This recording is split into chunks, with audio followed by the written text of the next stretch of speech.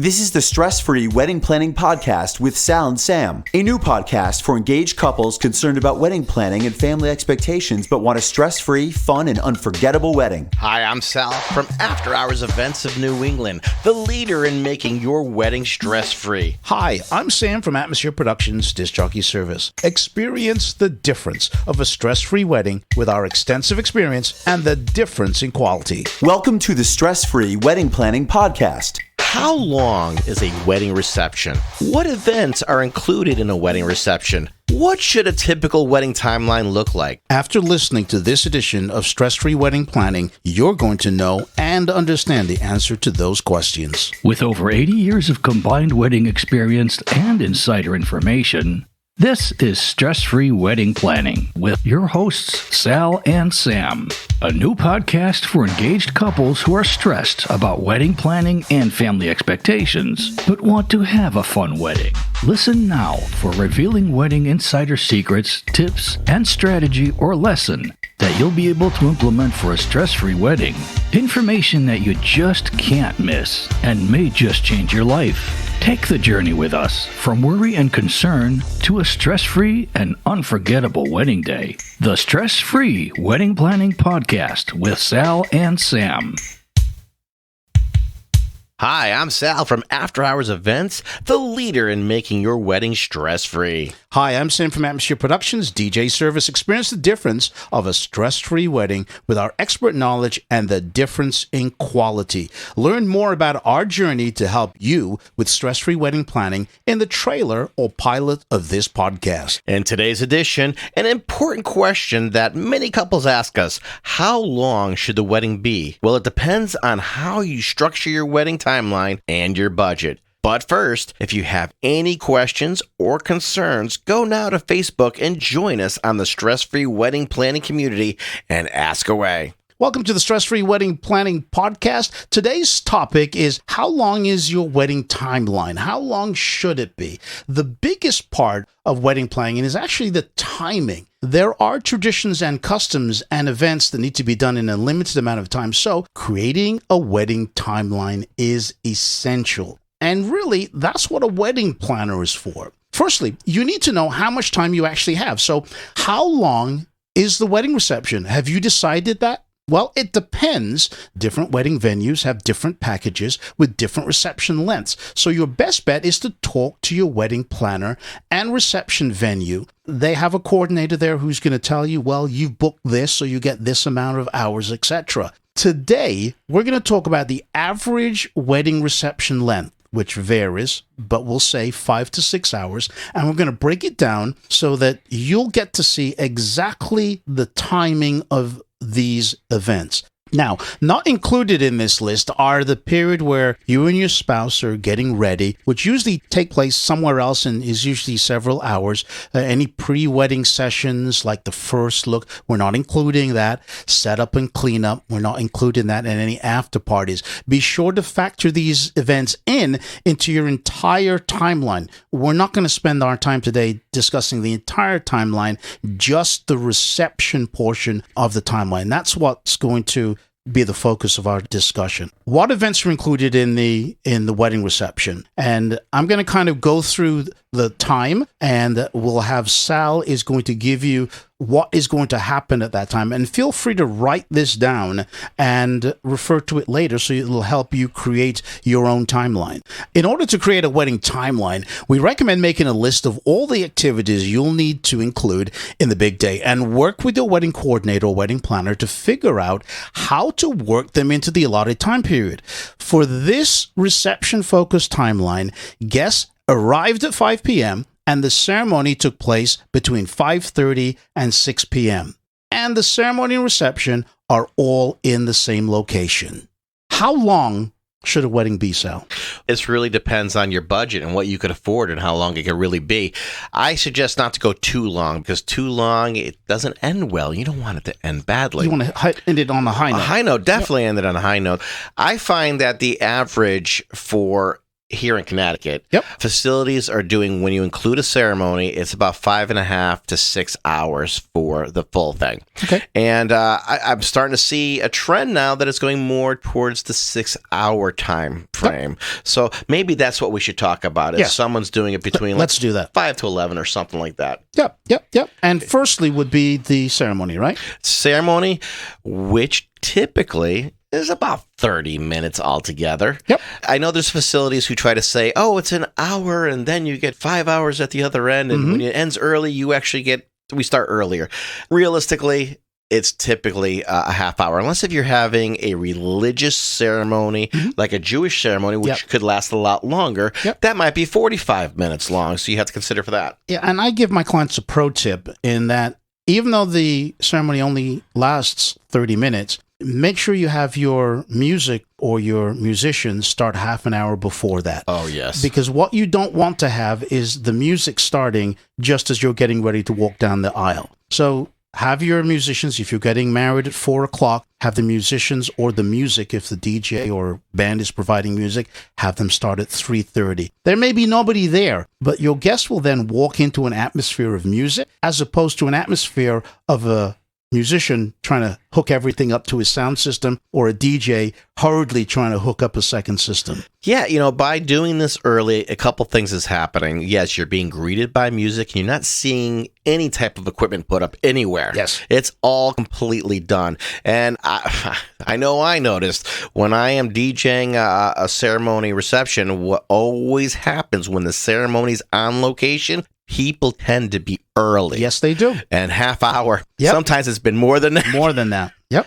So the ceremony's finished and people are walking back if everything's on site. It's 6 p.m. and the cocktail hour begins. Yeah, so this is background music so people could enjoy conversation with each other and have drinks. One of two things are going to happen here. If you had a first look, you now get to enjoy and be part of the cocktail hour. If you didn't have a first look, this is when you're taking pictures. Exactly. And getting everything out of the way. So your guests are enjoying something while you're doing your thing. And you can also join in the cocktail hour too if you're the couple. We recommend that because if you've done the first look already and you've got all those pictures taken, get in there. Eat, drink, and be merry. Enjoy what you're paying for. That's what we say. It's 7 p.m. Guests are now entering the reception space. What happens now? Okay, so next is, say about 7 p.m., we're going to bring the guest into the reception room, if it is a separate room from the cocktail, of course. And this is a point where your MC DJ and your room manager would go to where the couple and their wedding party and parents are and get them ready for that 7:15 thing, which is the grand entrance and first dance. So we need to get them ready prior to. That's why we have a 15-minute window to get everyone perfect order and ready to go. And then Sam, grand entrance and first dance, the best part. That's the fun part. I love doing those. The newlyweds are introduced, can have special introductions, and the couple will then go into their first dance. Now, on the timeline, some of these are not going to fit exactly when you do it. So don't get all stressed out worrying that at exactly 7:15 you have to do your first dance. These times are obviously... Everything's approximate. Approximately. At many weddings, right after the first dance, folks go into a dance set. So that would be around 7:20-ish. And you do the first dance and then a dance set. Many Jewish wedding receptions, that's when we do... The hora. The hora.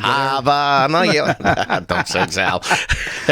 Everybody's encouraged to come out for that dance set, and then everybody goes back to their seats. Now, this is something you have to talk to your facility about, because not all facilities allow a dance set immediately following, or at least that has to be planned for, because that's not typically what they do. Yeah, so make a note on your timeline that this may be optional, and this is something you need to discuss with your coordinator. So again, approximately around 7:30, you have your welcome toast or your speeches, or both. Father of the bride typically is the one who gives a welcome speech, if they're going to do anything at all. A lot of people ask, about the person I just married, does their parents get to do anything? Typically, their parents do something at the rehearsal.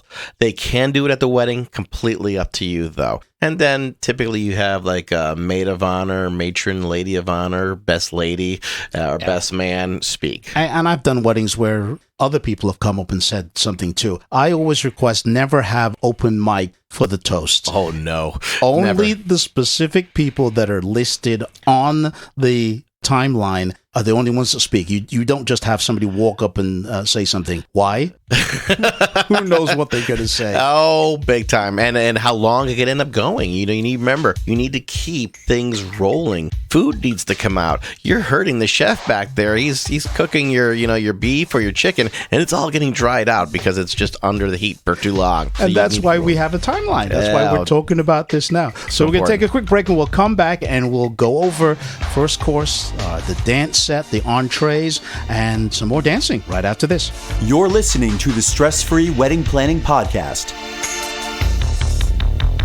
Wedding Tip Wednesday is brought to you by Emerge Cosmetics. Are you ready to emerge? A new line of luxurious lipsticks and lip glosses created with the intention of empowerment and coming into who you truly are. Strong, beautiful, and confident. Use coupon code EBI10 at shopemergecosmetics.com for an instant 10% discount. That's coupon code EBI10 for 10% discount at shopemergecosmetics.com. Emerge as the true you. On this Wedding Tip Wednesday, wedding detail shots. Getting a few pictures of the wedding details like the wedding dress on a hanger, invitations, shoes, flowers, place cards, boutonnieres, and etc. These should be a priority on your photographer's shot list. I love wedding detail shots, especially that shot of the wedding dress on a hanger. I know every photographer does it, but it's such a great shot to have. Now, a wedding shot list is also important, isn't it, Sal? Because it's the way that the photographer knows what pictures you want. Exactly. And by having a shot list and sticking to it, you are now, things can't go off the rails. Yeah. So it's very important to have a shot list. And again, you need the photographer to know where they're going. They shouldn't be asking you every step of the way, which ends up prolonging things when you don't plan ahead. That's why the wedding detail shot is so important, because you get all those little things that you might otherwise not have seen. That's your Wedding Tip Wednesday for today. Wedding Tip Wednesday is available on the Stress-Free Wedding Planning Facebook group page every Wednesday. Join the group for free. Don't know what to do for your first dance? Is your future spouse having trouble picking a song to dance with their parent? Worry no more. I have the answer. Go to afterhoursevents.com/contact guest. That is CONTACTGUEST. And you'll be able to listen to hours of music to help you select the right songs for your upcoming wedding. Again, go to afterhoursevents.com/contact guest. Do you want access to a stress-free wedding planning process? Then go to our website, allthews.atmosphere-productions.com,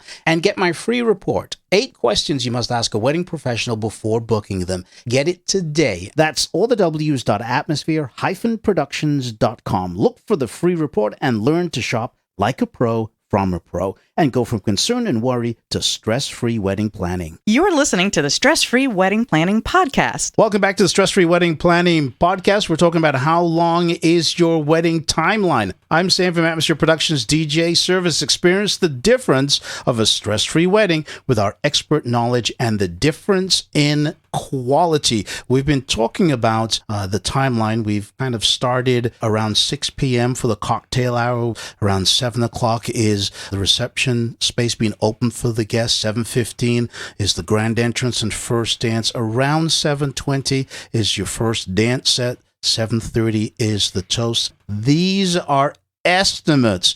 But if you're writing them down, this is a great way to start a timeline and at least get something down on paper for you to work with. Well, this is Sal from After Hours Events of New England, the leader in making your wedding stress-free. Look, the next thing up is the first course. Let's get to eat. Let's get to eat. Hungry now. So again, approximately 7:50, things will start happening. So typically this is a course that is an appetizer of some sort or a salad. Sometimes soup, yeah. So it really varies. You could have a 3-course meal. You could have a 2-course meal. every facility does it differently. So something you want to talk about. And buffet, too. Oh, definitely buffet. Yeah, stations, yeah. Stations can be up, or you can have what I like to call a cocktail reception, where you have the food stations buffet style, but guests can kind of go up and pick from all the different stations. Maybe a carving station, a pasta station. There's different ways of doing it. No matter what, that's your first course served. There we go. So now, if the facility allows, doing a little dancing between courses there and have some fun. Get the blood going. Don't get too full where you can't walk anymore. This is New England, and we were talking about this before we started the podcast, is that many New Englanders like to sit down, eat, relax, and then dance. Whereas down south, and when I say south, I mean New York, New Jersey, like to get up in the middle of dinner and do a big dance set for half an hour or just so. Get the party going. Neither of those ways are wrong. Oh, yeah. It's just a different way of doing it. Yeah. So you have to go with what works for you. And again, communicating with your facility. Not to say in the Northeast you can't do this. Oh. Of course you can. But if voicing what you really want with your facility and so they can make it happen. Because it has to be on the timeline. So everyone who's part of this knows their part and when it's going to happen. Especially the chef. They need to know how the timeline is going to work so that they have food ready. And something you'd mentioned before, if you do that dance set during dinner, some facilities don't allow you to do that because of insurance reasons, right? Yeah, there's a liability issue. So a lot of facilities, if you realize, when the staff come out, they actually walk across the dance floor. So that's hot food. So you can't have people dancing because if someone hits that, someone could get badly injured. Or their setup, they put the tray stands right on the center of the dance floor and serve from there. So that's why in some facilities you cannot do that. Sometimes if it's a buffet, yes, you can start the dancing whenever you want to, or a cocktail reception. So as Sal said, you have to speak to your coordinator at the facility, and they'll explain exactly what you can or can't do. Important, don't assume anything. Never assume anything. Always ask questions. Yep. Even though you think it's common, it may not be common everywhere. Yep. So from there, we have the entree served somewhere around 8:30. You want to give time to eat the main meal from there. This is a chance for the couple to actually visit tables if they like. Now, this is a big thing for me. I never believed that a couple should ever work at their wedding. And I think tables is making them work. Oh, visiting tables? Visiting tables is making them work. So the majority of those people, if you brought the right list upon, these are people you're seeing often, and often enough where you don't have to visit every single person in that room. They would understand. But the people who came from a distance, from out of state, or people you just don't see very often, those are the people you should hit first. And if you had a first look, you really had an opportunity during cocktail to mingle with a lot of people and not have to worry so much about that. Yeah, Sal's absolutely right. I'm going to do the flip side of that now. So maybe you didn't do a first look. Maybe you did all your pictures during the cocktail hour. Well, you may only have this chance now to go around the tables. And I say to my couples, if you've decided to go that route, now you do have to visit the tables during the dinner. And the way to do that is you're going to get served first, you're going to eat first, you're going to finish first, and then you're going to be sitting there wondering what to do next. Well, this is what you do. You get up and you go around those tables. And Sal is absolutely right. You don't need to do your best friends, your close family members. What you want to do are the guests that are going to leave first. And those will be the guests that you haven't seen in a while. Aunts, uncles, friends you haven't seen in a long time. You want to target those tables. And how do you target them? Well, you did the seating chart. You know where everybody's sitting. You don't have to go table 1, 2, 3, 4. You can do table 4, table 2, table 9. You can dart around the room and hit all those people that you need to do, and then go back, sit down for the next course. That's just one example. There are many other ways of doing it. Yeah, just talk to your professional DJ, and they can really walk you through that whole thing. So now, we're coming towards the end of dinner. Many people, what they do, if they're doing it, because this is something that I've seen starting to go away, Sam, and that's the cake cutting. Yeah, that is. And cake cutting is a great time. So especially if you did not have a first look, you really should say a quick thank you to everyone. Get on the microphone. Personally, yeah. Yep. You should say a thank you over the mic. The way I like to do it is we have them cut the cake. We have everyone's attention on them at that point and announce that they're going to say a few words, and It doesn't have to be anything long. 30 seconds. It covers it. It covers it. That's one way to say hi to everybody all at once. Exactly. Cake cutting, approximately 9:20. And also, there's those specialty dances like the father-daughter, mother-son, that may follow. Something that doesn't get done all that often anymore is the bouquet toss and garter toss. Yes. So that's something you may want to do around 9:30. That's optional, and totally I'm optional. noticing that is becoming more or less done. I did it once last year. That's how less it's being done. And then after that, More dancing. we love that part. Let's get the party rolling here, having a great time with everyone.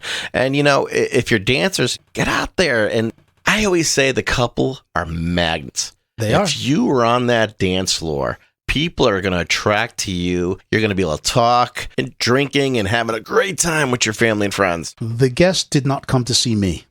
No, not at all. They Not at all. came to see the couple, so that's where you should be. And you've picked a list of great music. Get out there. There is no reason why you should pick a list of your favorite songs and then you not dance to them.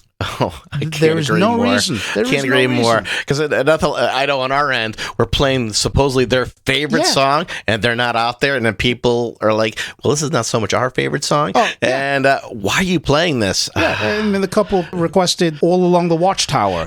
and it's their Jimmy. favorite song, and Jimi Hendrix comes on the guitar and starts playing it, and the guests are looking at you like you're the crazy one. You have 3 heads. What were you thinking? It's not my favorite song. It's the couple. So get out there, dance, have some fun. And if you're really not dancers, at least be around the area. Because if you travel to other places that are away from the room or away from the dance floor, Like outside. guess what? They're going to That's where follow they're gonna you, go. and you're going to have that empty room, Yep. and then you're going to be like, why weren't people dancing? Well, you took them away from us. Doesn't matter how great the music is sometimes. If the couple's somewhere else, Yep. that's where they're going to go. Yep. So we're coming to the end of the night. Now, I have a way I like to do it, and typically is 15 minutes prior to the end. I like to announce it as the last song of the night, but it really isn't. It's the last ballad, the last slow song our couple has chosen. And I bring them to the center of the dance floor with all their family and friends gathered around them. I thank everyone on their behalf one last time, congratulate them, and then introduce the song with everyone joining in on that final ballad. And instead of ending on that low note, though, going into 2 or 3 or maybe more sometimes, depending, how people are feeling out there. Yep. Some great dance music that are going to get people going one more time. And you work this out with a couple ahead of time. Oh, of course. Work it out with a couple ahead of time. And I also tell them, look, if you just have this rocking group, and I'm thinking 2 or 3 dance songs is not going to be enough. They're going to need more. Because what we're trying to do is we're trying to tire them out so there's none of this, DJ One more encore. time, yeah. One more time. Free bird. What I'll do is, if I have that crowd, I will go up to the couple earlier and say, you know what? I think I may need 3 more songs. So maybe we should go, instead of 15 minutes before, maybe we should do it 25 minutes before. There you go. And so you adjust. And that's the part of being a professional DJ. You can come up with these suggestions. And then there's the traditional way of ending it, where at 10:55, you play the last dance, and then that's the end of the reception. Bye-bye. Yeah, really. Something that's become very traditional now is that at 10:55, the last song is actually played, and the guests are ushered out of the room. Get out. Don't come back. And the couple have one last dance, and it's just them in the room by themselves. That very special moment where it's very intimate and it's just all about them. And they kind of reflect during that dance that night, what happened in front of them. It's a great idea. So some of these new traditions or new things can be added to the timeline. So as Sal and I have said to you before, the times that we mentioned are not exact, and don't use them as specifics. It's just to get the order of the events in your timeline. So as you can see, your 6-hour timeline started right at the ceremony, and it's taken you all the way to 11 o'clock now, and your timeline is now done for the reception. There is another timeline that you can now start that goes to the after party and to the honeymoon and etc. Something else to add to that timeline that's very important is shuttle services. So if you have multiple shuttle services,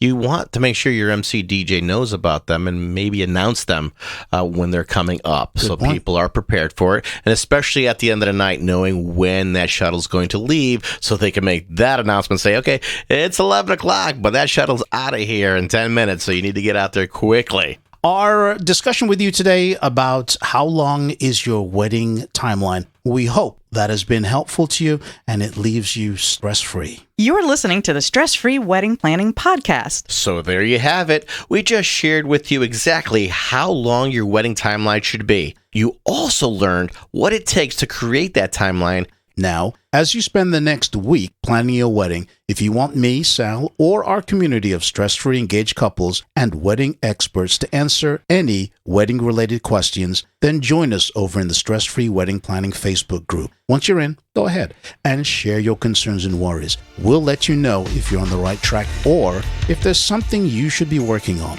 The link to join us is in the show notes of this edition, or go to Facebook and search for the Stress Free Wedding Planning Community. Thank you for listening to this edition. If you've enjoyed what you've just heard, leave a review and share with a friend or someone who would benefit from this information. Until next time, it's TTFN. Ta-ta for now. Remember, a new edition is released every Wednesday. So go to your favorite place to get podcasts and hit subscribe so you get the first alert when it is released. Ciao. The Stress Free Wedding Planning Podcast is produced and copyrighted by Atmosphere Productions in association with After Hours Events of New England.